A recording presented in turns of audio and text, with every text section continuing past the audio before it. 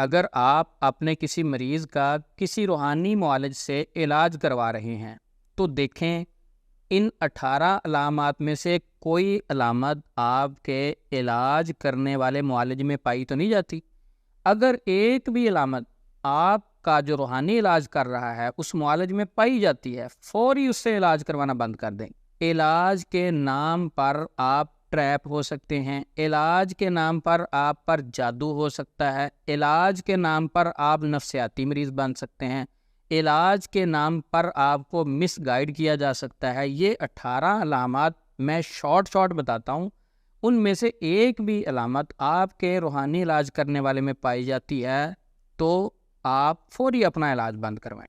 Number 1، علاج کرنے والا مریض سے مریض کی والدہ کا نام پوچھے تو فوری اپنا علاج بند کروا دیں، ایسے شخص سے علاج نہ کروائیں۔ نمبر 2، مریض سے مریض کے پسینے والے کپڑے مانگے یا مریض کی تصاویر مانگے، ایسے شخص سے بھی کبھی علاج نہ کروانا۔ نمبر 3، مریض سے روحانی علاج کرنے والا بکرا، چھترا، زعفران اس طرح کی چیزوں کا سوال کرے، ڈیمانڈ کرے، ایسے شخص سے بھی علاج نہیں کروانا۔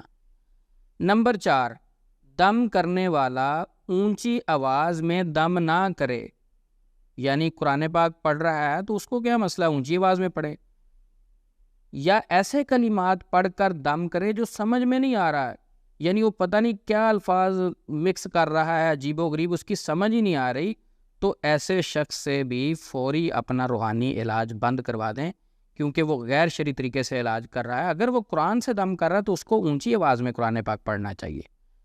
نمبر 5، مریض کو ایک خاص مدت کے لیے فیملی اور لوگوں سے الگ تھلگ رہنے کے لیے کہے، جہاں روشنی اور دھوپ داخل نہیں ہوتی، کہے آپ نے اس جگہ پہ رہنا ہے، یعنی آپ ایسے کمرے میں رہیں، ایسی جگہ پہ رہیں، معالج مریض کو کہے جہاں دھوپ نہیں جاتی، روشنی نہیں جاتی، ایسا عمل بھی کبھی نہیں کرنا، آپ ٹریپ ہو سکتے ہیں۔ نمبر 6، مریض کو تعویذ جلانے کا حکم دے یا تعویذ کو کسی وزن کے نیچے رکھنے کا حکم دے، کہے کہ یہ تعویذ اپنی پیٹی کے نیچے رکھ دو، کسی وزن کے نیچے رکھ دو، چارپائی کے پائے کے نیچے رکھ دو، بیڈ کے پائے کے نیچے رکھ دو، اس کو وزن کے نیچے دبانا ہے، یا اس تعویذ کو ہوا میں لٹکانا ہے، یا اس تعویذ کو قبرستان میں دفن کرنا ہے، ایسے روحانی معالج سے آپ نے کبھی علاج نہیں کروانا، فوری اس سے اپنا علاج بند کروا دیں۔ نمبر 7، مریض کو ایک خاص مدت تک پانی کو ہاتھ لگانے سے منع کر دے، کہ مریض کو معالج کہے آپ نے پانی کو ہاتھ نہیں لگانا۔ جب مریض پانی کو ہاتھ نہیں لگائے گا وہ وضو بھی نہیں کرے گا، وہ غسل بھی نہیں کرے گا، وہ پاک بھی نہیں ہوگا۔ جب پاکیزگی قائم نہیں رہے گی تو پھر باقی چیزیں بھی آپ سمجھدار ہیں، وہ ایزیلی شیطان کے چنگل میں پھنس جائے گا۔ نمبر 8، تعویذات پر جوتے مارنے کا حکم دے اور تعویذات کو جلا کر مریض کو اس کی دھونی دینے کا کہے۔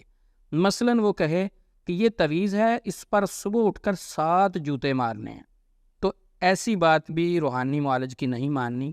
وہ کیا کرتے ہیں، حامان، قارون، فرعون، شداد اس طرح کے نام لکھ کے شیاطین کے سرداروں کے اس کے اوپر جوتے مرواتے ہیں، تاکہ ان کے گھر میں اگر جادو جنات کا مسئلہ ہے پہلے سے بھی زیادہ تیز ہو جائے، شیاطین ان کو تنگ کرنا شروع کر دے، اور پھر جب شیاطین تنگ کریں گے پھر روحانی معالج کی ضرورت پڑے گی، پھر ریٹ بڑھ جائے گا، پھر مسائل بڑھ جائیں گے۔ آپ سمجھدار ہیں۔ اور تعویذات کی دھونی، وہ تعویذ کی ایک بتی سی بنا کے آپ کو دے گا کہ اس کو آگ لگا کے مریض کے ناک میں دھونی دینی ہے، ایسی چیزوں سے بھی بچنا ہے۔ اگر کوئی معالج آپ کو اس طرح کی چیز دیتا ہے تو آپ کو وہاں سے اپنا روحانی علاج نہیں کروانا چاہیے۔ نمبر 9، گوشت کو قبرستان یا ویران جگہ پر پھینکنے کا حکم دے۔ آپ کو کہیں کہ آپ نے صدقہ کرنا ہے، گوشت لینا ہے 1.25 کلو، 2.25 کلو، 3.25 کلو، 1.25 کا ہنسا یا کوئی بھی ہنسا لگا کے اتنا گوشت قبرستان میں پھینک دیں، ویران جگہ میں پھینک دیں۔ اب ایسے عمل سے بندہ پوچھے کہ وہ ہمسایہ تو بھوکا مر رہا ہے اور تم یہ قبرستان میں گوشت پھینکوا رہے ہو، بڑے خیر خواہ ہو تم جنات کے۔ اس سے بندہ پوچھے ہمسایہ بھوکا مر رہا ہے اور تم کہہ رہے ہو کہ یہ گوشت دریا راوی میں پھینک دینا، کچھوے ہو گئے ہیں 10 من کے، ہمسایہ بھوکا مر رہا ہے اور تم کس طرف لگا رہے ہو۔ اس طرح کے عمل سے بھی بچو جو اس طرح کی چیز پھینکنے کا حکم دے۔ نمبر 10، تعویذات کے ساتھ نہا کر استعمال شدہ پانی کو چرستے میں پھینکنے کا حکم دے، مثلاً جو چوک ہوتا ہے 4 رستے، اس کچھ عامل کہیں گے کہ یہ تویز ہے، یہ پانی میں ڈال کے نہانا ہے، وہ پانی جمع کر کے چرستے میں پھینکنا ہے۔ یہ جادوگر بتاتے ہیں کبھی بھی ایسا عمل نہیں کرنا، اس کا آپ کو نقصان ہو سکتا ہے۔ نمبر 11، گھر کے 4 کونوں میں دم کیے ہوئے کیل لگانے کا حکم دے، یعنی 4 کیل لے گا لوہے کے، ان پر دم کرے گا، کہے گا ایک کارنر میں یہ لگا دو، دوسرے کارنر میں یہ کیل لگا دو، تیسرے کارنر میں یہ تویز لگا دو۔ کیل لگانے کا حکم اس لیے دیتا ہے کہ اب آپ کے گھر میں جنات داخل نہیں ہوں گے۔ یہ بھی اس گھر کو کنٹرول کرنے کا ایک طریقہ ہے، اور یہ بہت سارے لوگ ٹریپ ہو چکے ہیں، یہ بھی جادوگروں کا طریقہ ہے۔ شریعت میں ایسی کوئی چیز نہیں ملتی۔ شریعت کے مطابق اگر آپ نے عمل کرنا ہے تو سورۃ البقرہ پڑھیں، اذکار کریں۔ کچھ لوگ کہیں گے نہیں نہیں ہم تو کیل کے اوپر بھی قرآن پاک پڑھ رہے ہیں، تو ان کو کہیں جناب ہمیں بتائیں، ہم خود ڈائریکٹ قرآن پڑھ لیں گے۔ یہ بھی غیر شرعی تعویذات کے حکم میں آتا ہے، یعنی اس کا توکل اگر گھر میں کیل لگے ہیں تو پھر اللہ حفاظت کریں گے، کیل کے بغیر اللہ حفاظت نہیں کریں گے۔ کیلوں کے بغیر بھی اللہ کی ذات حفاظت کرتی ہے۔ مریض کو چاہیے اپنا توکل اللہ پر سٹرونگ کرے، اپنے آپ کو اللہ کے ساتھ جوڑے، کیلوں کے ساتھ نہیں۔ اپنا توکل کیلوں پر نہیں رکھنا، اللہ اور اس کی کلام پر رکھنا ہے، انشاءاللہ سکون ہوگا۔ نمبر 12، گھر کی چھت پر اونٹ کے گھٹنے کی ہڈی رکھنے کا حکم دے۔ عامل کہے آپ نے ایک اونٹ کے گھٹنے کی ہڈی لینی ہے، وہ اپنی چھت پر رکھ دیں، آپ پر جادو اثر نہیں ہوگا۔ ایسے عامل کو بیچارے کو پتہ ہی نہیں ہے۔ نبی صلی اللہ علیہ وسلم نے فرمایا نظر بد سے اونٹ ہنڈیا میں جا سکتا ہے، تو نظر بد سے پورا زندہ اونٹ ہنڈیا میں جا سکتا ہے، تو اس کے گھٹنے کی صرف ہڈی آپ کو جادو سے کیسے بچا سکتی ہے؟ العین تدخل الرجل القبر والجمل الخدرہ۔ تو اس لیے کوئی ایسی چیز چھت پر نہیں رکھنی، یہ جادوگر ایسی چیزیں رکھنے کا کہتے ہیں۔ نمبر 13، علاج کرنے والا خاص تعداد میں انڈے منگوائے، مثلا 3 انڈے لے آؤ، 4 لے آؤ، 5 لے آؤ، 7 یا کوئی بھی تعداد، اور اس میں سے آپ کے سامنے بیٹھ کر سوئیاں نکال دے، خون نکال دے، کوئی چیز نکال دے۔ ایسے عمل سے بچنا ہے، یہ آپ کو نفسیاتی مریض بنائے گا، یہ ٹریپ کرے گا۔ ایسے عمل سے بندہ پوچھے بھائی میں صحیح سلامت انڈے اپنے گھر سے لے کے آیا، آپ نے اسی سے سوئیاں اور خون نکال دیا، اگر میرے اوپر جادو انڈوں کے اوپر ہوا تو آپ وہ والے انڈے منگواؤ ہوا میں جو ادھر دفن کیے ہوئے، آپ تو فریش انڈوں میں خون ڈال رہے ہو۔ تو یہ سارا ٹریپ کرنے کا ایک طریقہ ہوتا ہے۔ نمبر 14، مریض کی آنکھیں بند کروا کے تصورات اور خیال میں لے جا کر خوف زدہ کرنے کی کوشش کرے۔ مثلاً ایک مریض اپنا علاج کروانے کے لیے عامل کے پاس گیا، عامل کہے آپ اپنی آنکھیں بند کر لو، اور آنکھیں بند کر کے اس کے مائنڈ میں خوف زدہ کرنے والی چیزیں ڈالنے کی کوشش کرے۔ مثلاً آپ کو سانپ نظر آ رہا ہے، بچھو نظر آ رہا ہے، چھپکلی نظر آ رہی ہے، جن نظر آ رہا ہے، بھوت نظر آ رہا ہے، بابا نظر آ رہا ہے، یہ نظر آ رہا ہے، پریاں نظر آ رہی ہیں، تو یہ چیزیں بیسیکلی اس کے مائنڈ میں یہ بندہ خود ڈال رہا ہے۔ اس کے بعد اس کو پھر نفسیاتی مسائل بنتے ہیں، رات کو خوابوں میں یہ چیزیں محسوس ہوتی ہیں۔ تو یہ عامل حضرات آنکھیں بند کروا کے تصوراتی طریقے سے مزید خوف میں ڈال سکتے ہیں۔ اگر مریض کی آنکھیں بند کروا کے عامل اسے پازیٹیو گائیڈ کر رہا ہے کہ آپ کو خانہ کعبہ نظر آ رہا ہے، پازیٹیو ہوں، یہ چیزیں ختم ہو گئی ہیں، پھر تو ٹھیک ہے۔ لیکن زیادہ تر خوف زدہ کیا جاتا ہے، اکثر عامل مریض کی آنکھیں بند کروا کے اس کو مزید خوف میں ڈال دیتے ہیں، اس کو ٹریپ کرتے ہیں۔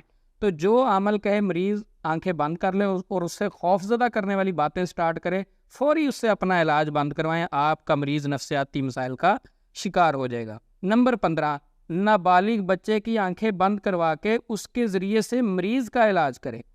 ایک تو ہے مریض کی آنکھیں بند کروائی، کچھ لوگ کیا کریں گے، آپ کے گھر سے ایک بچہ منگوائیں گے، اس کو آنکھیں بند کروا دیں گے، اس بچے کے ذریعے سے علاج کریں گے آپ کے مریض کا۔ تو یہ طریقہ بھی غلط ہے۔ اس طریقے کے ساتھ بھی اکثر لوگ خوفزدہ ہو جاتے ہیں، اور یہ موکلات سے مدد لینے والے لوگ ہوتے ہیں، یہ جنات سے ہیلپ لینے والے لوگ ہوتے ہیں۔ تو ہوتا کیا ہے کہ بچے کی آنکھوں کے سامنے جو شیطان آ کے بتا رہا ہوتا ہے، وہ جس طرح گائیڈ کرتا جاتا ہے، مس گائیڈ کرے، جھوٹ بولے، کسی پر الزام لگا دے، عامل صاحب جلدی سے وہی باتیں آگے کر دیتے ہیں، اور وہ وہم اور خوف پوری فیملی میں پھیل جاتا ہے۔ تو ایسے عمل سے کبھی علاج نہ کروائیں جو ایک چھوٹا بچہ بٹھا کے آنکھیں بند کروا کے اس کے ذریعے سے علاج کرتا ہے۔ نمبر 16، کوئی ایسا کام کرنے کا حکم دے جس سے اسلام نے منع کیا ہو۔ ایک چیز کوئی بھی بندہ ہے اس کو عمل کرنے کا حکم دے اور آپ سمجھیں یار یہ چیز تو شریعت کے خلاف ہے، مثلاً ایک بہن ہے اس کو پردہ اتارنے کا کہے، یا اس کو ہاتھ لگائے غیر محرم خاتون کو، یا کوئی ایسا کام کرنے کو، غیر اللہ کے نام پر کوئی چیز ذبح کرنے کا حکم دے، کوئی ایسا کام کرنے کا عمل کہے جو شریعت کے خلاف ہے، فوری اپنا وہاں سے علاج بند کروا دیں۔ نمبر 17، موکلات اور جنات کی مدد سے علاج کرنے کا عمل دعویٰ کرے۔ عمل کہے میرے پاس اتنے جنات ہیں، اتنے موکلات ہیں، میں ان کے ذریعے سے یہ کر دوں گا وہ کر دوں گا، ایسے بہروپیے کے پاس بھی نہیں پھنسنا۔ یہ بندہ علاج کے نام پر خود جادو کر دے گا، آپ کو نفسیاتی ٹریپ کر لے گا۔ نمبر 18، مریض کو قبرستان میں بیٹھ کر چلہ لگانے کا حکم دے یا علاج کے نام پر خود قبرستان میں بیٹھ کر چلہ لگانے کا دعویٰ کرے۔ یا تو مریض کو کہے جا کر آپ نے قبرستان میں بیٹھ کر چلہ لگانا ہے، جب مریض کہے گا بھائی میں تو نہیں لگا سکتا چلہ، تو پھر عمل کہے اچھا اتنی اماؤنٹ مجھے دے دو، میں قبرستان میں بیٹھ کے آپ کے لیے چلہ لگاؤں گا، عمل کروں گا، قبرستان میں بیٹھ کے، نہر میں بیٹھ کے، سمندر میں بیٹھ کے، صحرا میں بیٹھ کے، کسی خوفزدہ جگہ پر، ویرانے جگہ پر بیٹھ کے آپ کے لیے چلہ لگاؤں گا، عمل کروں گا۔ ایسے روحانی معالج سے آپ نے اپنا علاج نہیں کروانا، فوری اپنا علاج بند کروا دینا ہے۔